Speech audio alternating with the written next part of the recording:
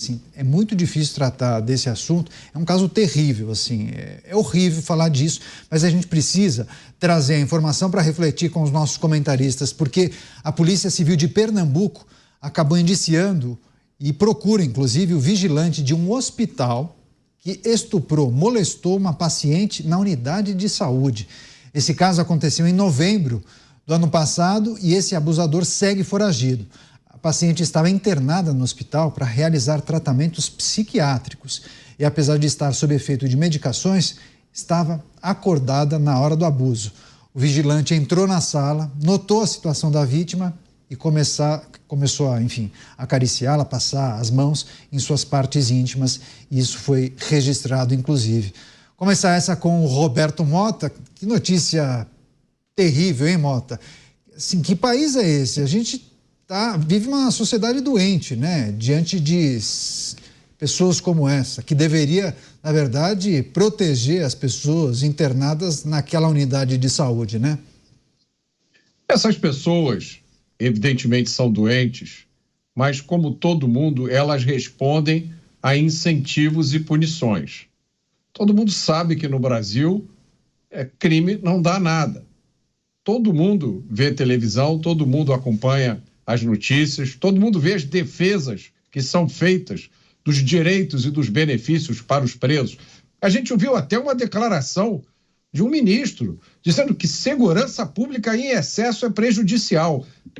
Vamos parar um pouquinho para pensar sobre isso? Segurança pública em excesso é prejudicial. Caniato, essa não é a primeira notícia desse tipo que a gente dá aqui.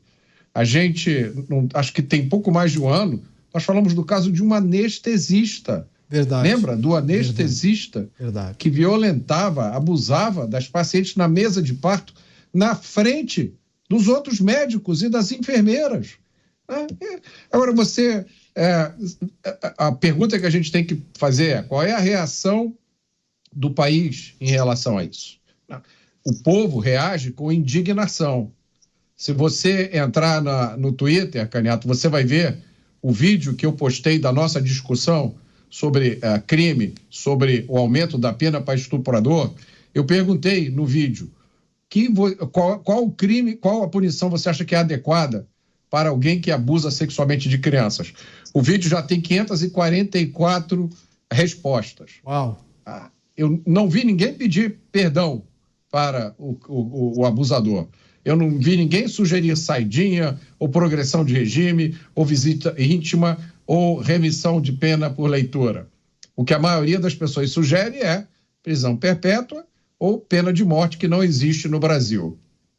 Agora, esse não é o primeiro crime desse tipo que é registrado aqui, e a gente não vê nenhuma reação do Congresso, dos nossos legisladores como um todo.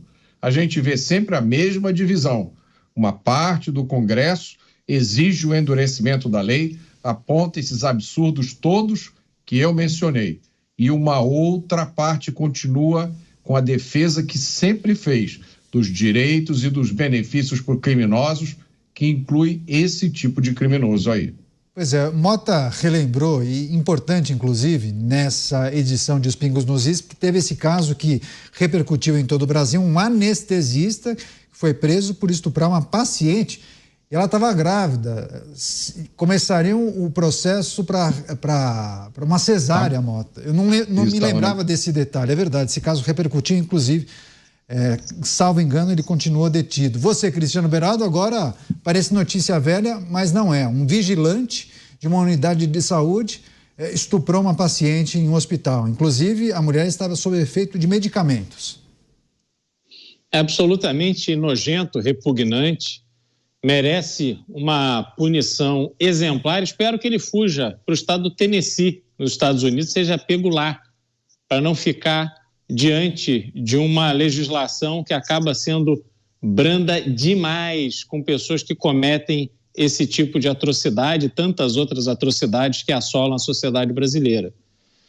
Uma pessoa que, ali diante de um enfermo, alguém que está num hospital, numa situação já delicada por natureza, sob efeito de remédios, deliberadamente se aproveita dessa pessoa realmente tem uma referência moral inexistente.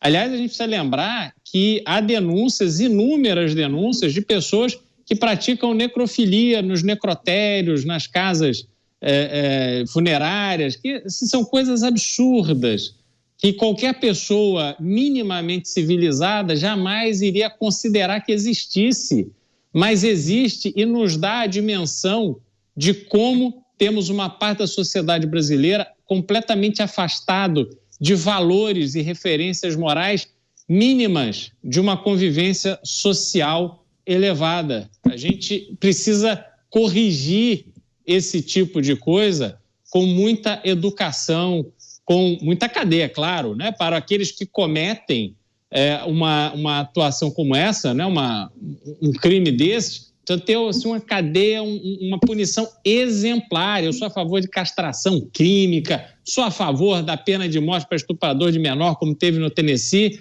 mas a gente precisa olhar para uma sociedade que não pode mais formar pessoas assim, Caniato. A gente precisa cuidar para que as próximas gerações cresçam com referências morais diferentes dessa geração que está aí aprontando esses absurdos, porque senão, como ter esperança num país que efetivamente vai se consolidar numa rota de crescimento, de melhora da condição de vida, de melhora da renda, tal? Se não resolvermos as questões morais, realmente fica impossível.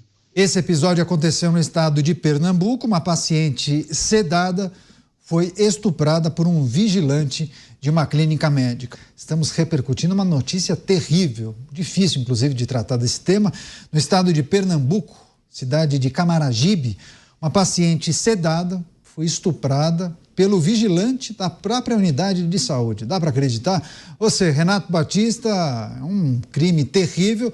O acusado ou o criminoso está foragido, mas a gente precisa refletir sobre as penas que são aplicadas para quem comete esse tipo de crime também, né? Exatamente, Caniato. Um crime assim repugnante, nojento, asqueroso, e o pior de tudo é a gente ver esse tipo de notícia, o sujeito ele está sendo procurado.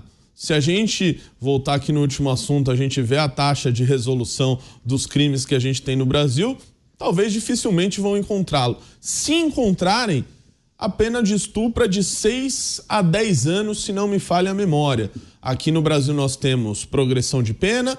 Como não tem, o regime semiaberto não funciona como a legislação manda, o sujeito, após 1/3 da pena, se não me engano, volta praticamente para um regime aberto, e tudo isso com seus benefícios durante a sua estadia na prisão, que vão desde as saidinhas, que não podem ser ainda aplicados a esse caso, ao menos é o que está se discutindo no Supremo Tribunal Federal, com todas as benesses da lei que só são dadas para os criminosos. Eu acho uma pena que, além da notícia, a resolução, né, desse caso ainda vai ser muito aquém do que a gente espera.